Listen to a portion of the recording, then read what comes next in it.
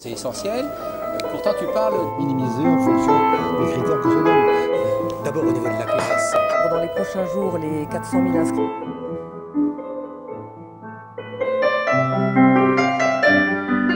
Lorsque j'étais formateur, parce que je l'ai été, des personnels de direction, on était invités effectivement à l'ESN. À l'époque, ce n'était pas les ESR, c'était les ESN, pour des regroupements de formateurs. Et les contenus, le cœur des formations, il me semble, était centré autour d'une expression que certains prenaient quelquefois au premier degré. Les chefs d'établissement, vous chefs d'établissement, vous êtes des managers, nous allons vous former à cette dimension managériale des personnels de direction. Aujourd'hui, c'est toujours pareil ? Toujours pareil, pour peu qu'on s'entende sur quel sens on met derrière le mot management. Bien sûr. Aujourd'hui, vous savez que le concept de management public est particulièrement développé et fait l'objet de recherches à l'université. Et c'est délibérément dans cette optique-là que je me place. C'est-à-dire que certes, il y a des transversalités avec le management privé, mais les objectifs des organisations ne sont pas les mêmes. Les compétences attendues ne sont pas les mêmes. Le contexte professionnel, le système, l'écosystème des organisations est différent. Et donc, certes, il y a du management au sens mobilisation des équipes, identification des compétences, aptitude à justifier une décision, à prendre une décision d'une part, et à la légitimer auprès d'un certain nombre d'acteurs qui a priori pourraient la contester. Donc c'est ça la dimension managériale, c'est être capable de fédérer des énergies autour d'un projet éducatif et autour de la réussite des élèves. C'est ça le concept managérial. Et donc, à ce titre-là, il se distingue d'autres concepts managériaux qu'on peut trouver dans les entreprises privées où la logique est différente. Mais effectivement, oui, je considère qu'aujourd'hui, le cadre n'est plus l'ultime rouage d'une chaîne hiérarchique chargée d'appliquer les circulaires, les normes et que sais-je encore, et d'être le bon petit soldat qui surtout ne prend pas d'initiative et fait ce qu'on lui demande de faire. Il a une marge d'autonomie, il a un espace d'interprétation, un périmètre d'action à l'intérieur duquel il doit prendre des décisions, il doit assumer, prendre la responsabilité donc d'assumer ses décisions et de les mettre en œuvre. Et c'est toute cette dimension-là, quand on parle de déconcentration, quand on parle d'autonomie des établissements, quand on parle de projets pédagogiques de territoire, il faut bien que les acteurs qui sont au cœur de ces établissements, de ces territoires, aient la capacité pour justement mettre en œuvre cette autonomie. En d'autres termes, vous accepteriez l'idée selon laquelle, localement, dans ces territoires, ces personnels d'encadrement doivent aussi, dans un système qui malgré tout est un petit peu vertical, mettre de l'horizontalité? Ah ben évidemment, évidemment. Mais là l'autonomie ne signifie absolument pas rupture du lien hiérarchique.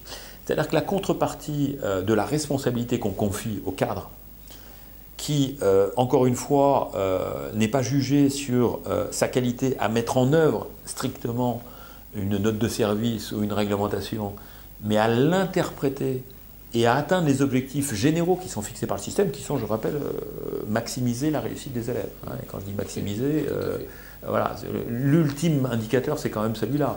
Alors après, il se distingue l'insertion professionnelle réussie, la lutte contre le décrochage scolaire, donc moins de décrocheurs scolaires, une satisfaction des parents quant à l'information sur l'orientation, l'inclusion scolaire, etc. Bon, tout ça peut se décliner, mais sa capacité à atteindre ses objectifs en mettant en place localement des solutions qui sont peut-être différentes de celles de son voisin, mais qui concourent à la réussite des élèves, emporte aussi le fait qu'on puisse lui demander des comptes. C'est-à-dire qu'il y a les deux facettes. Il n'y a pas indépendance et autonomie. Ce sont deux facettes assez différentes. Mais un manager de toute organisation, il est soumis soit à un conseil d'administration, soit à des actionnaires, soit à que sais-je encore, qui à un moment donné... Donc vous faites le parallèle avec l'entreprise malgré tout à ce niveau-là. Mais bien sûr, mais le parallèle d'entreprise est assez... je veux dire, pendant tellement longtemps, on a opposé le secteur public au secteur privé en disant, oui, d'un côté, il y a le profit, de l'autre, il y a la satisfaction publique, qui était une vision qui ne qui n'était pas satisfaisante, parce qu'une organisation, qu'elle soit publique ou privée, il y a des principes généraux de management. Quand vous passez un concours pour être chef d'établissement, vous passez un concours pour être inspecteur, si le public avec lequel vous allez travailler ne vous reconnaît pas, si vous n'avez pas de légitimité, vous pouvez être un parfait connaisseur du code de l'éducation ou des règlements d'examen. Vous aurez du mal à atteindre les objectifs qui vous sont fixés. Donc la question de la légitimité, elle se pose, la question du leadership, elle se pose, la capacité de prendre une décision et d'assumer ses responsabilités à un moment donné, elle se pose. Vous avez abordé un problème nouveau, l'hétérogénéité des publics que vous recevez. Et vous avez expliqué pourquoi. Mais cette hétérogénéité ne vous empêche pas d'avoir malgré tout un objectif. Alors je pourrais résumer la question de cette façon. Quel est le personnel d'encadrement que les NESR construit ici? Pour quel rôle? Pour quel projet? D'abord, dans cette maison sont susceptibles de passer tous les cadres de l'éducation nationale, de l'enseignement supérieur et de la recherche. Historiquement, l'école s'est fondée sur son cœur de métier. Si on fait un peu d'archéologie, c'était effectivement la formation des personnels d'inspection, des personnels de direction. Et petit à petit, son champ de compétences s'est élargi et tous les cadres, sauf ceux qui sont gérés par le SAM, donc les cadres de l'administration centrale, sauf ceux qui sont gérés, les cadres élus qui sont gérés qui sont pris en charge, dont la formation est prise en charge par l'AMU, tous les autres sont susceptibles à un moment donné de passer ici dans cette école, soit pour de la formation initiale, soit pour la formation continue. Ça concerne les médecins scolaires, ça concerne les agents comptables, ça concerne les secrétaires généraux, les DGS, bref. Donc on a cet ensemble-là, et donc à chaque fois, il faut toujours se poser la question. On a de multiples métiers de l'identité professionnelle. Qu'est-ce qui fait qu'à un moment donné, un chef d'établissement, un enseignant, un CPE a décidé de passer le concours de chef d'établissement? C'est par rapport à une représentation qu'il avait, mais c'est aussi par rapport à une identité professionnelle qui est le cœur de métier. Mais ce cœur de métier, le travail sur ces compétences cœur de métier, n'a de sens que si on le replace dans une vision systémique, c'est-à-dire qu'on se pose la question de l'interrelation entre les différents acteurs et de la valeur ajoutée créée, en revenant toujours à la question de la réussite des élèves, entre l'action d'un chef d'établissement, l'action d'un inspecteur, l'action d'un agent comptable, l'action d'un conseiller directeur, l'action d'un secrétaire général, d'un DAZEN. Bref, j'arrête là ma description. C'est dans une action la plus coordonnée, la plus efficace possible de ces différents acteurs que va se trouver la réussite ou l'échec du système scolaire. Donc mon sujet, c'est ici aussi, bien sûr, de travailler en tant qu'école de professionnalisation sur ces cœurs de métier, mais aussi de faire travailler les gens ensemble et de leur faire prendre conscience et de les faire réfléchir à la convergence des actions et à la création de valeur ajoutée.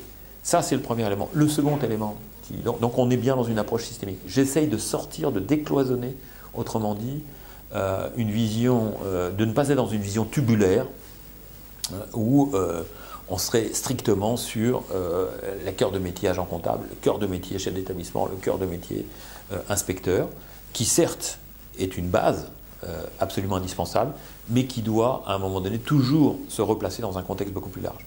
Deuxième élément, c'est sur, on va reprendre la dimension que vous appeliez managériale. Si je voulais résumer une formule c'est un peu lapidaire, mais ce qui pour moi, l'objectif de formation ici dans cette maison, c'est de rendre un cadre capable